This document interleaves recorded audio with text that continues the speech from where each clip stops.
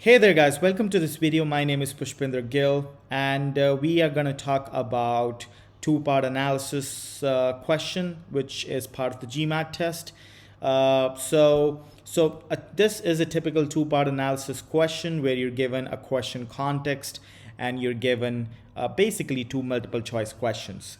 Now, unlike quantitative reasoning questions, you're given a lot of context in two-part analysis questions, and your job is to get past that context and just get to the core of the question. So if this is a typical two-part analysis question, and then what you can do is you can ignore the contextual information given in this particular question. So for instance, you can ignore that it's a press, you can ignore the name of the person. So this is something that you should not really bother about, or you should not really take notes of. So this is what a typical question is, and what I've done is I've actually just taken out the context.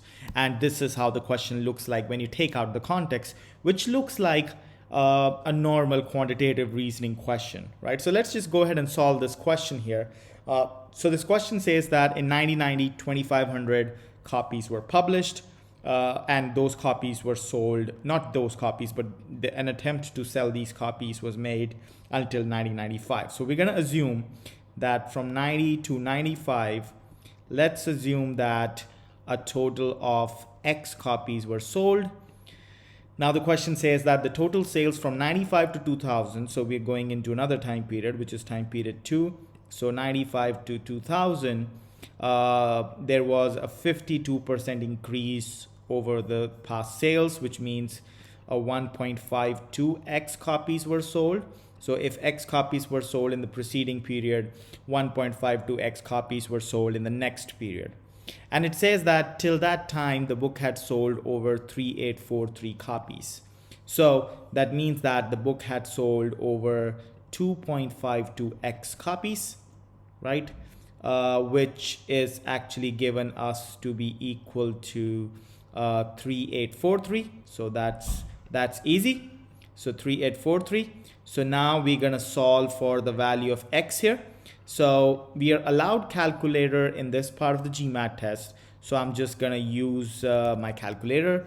So the answer for X is going to be 3,843 divided by 2.3843 divided by 2.52. So that gives me equal to, let me just do it again, 3,843 divided by 2.52. So that gives me 1525.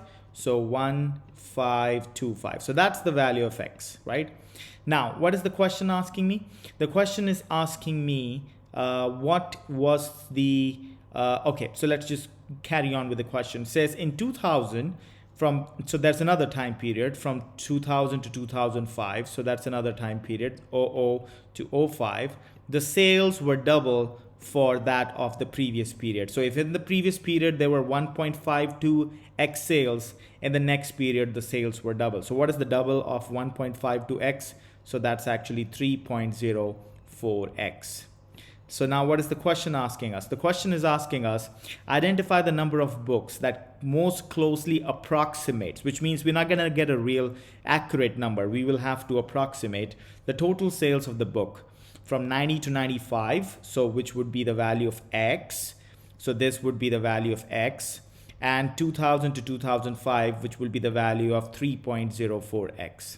So the value of X given to us is simple, is 1525, which means our answer here is going to be, so this is going to be the answer here, right? And for 3.404x, what we have to do is we just have to multiply 1.525 into 3.04. And again, I'm just going to use my calculator. So 3.04 times 1525. So that's going to give me 4,600, which is, this is the answer here. So that solves the question, guys. Again, the key to this, the understanding from this question is that remove the clutter from the question and then treat it as a simple quantitative reasoning question. Make sure that your scratch paper work is complete. Make sure that you read the question correctly, and then treat it as a two-part multiple choice question. That's exactly what it is, right? And this is what the answer looks like. So this would be the video, guys. Thank you very much for watching it. I'll be posting more content on the website. Please visit the website to check out the GMAT course. You can get a free trial. Thank you very much for watching this video, and subscribe for more content. I'll see you in the next one.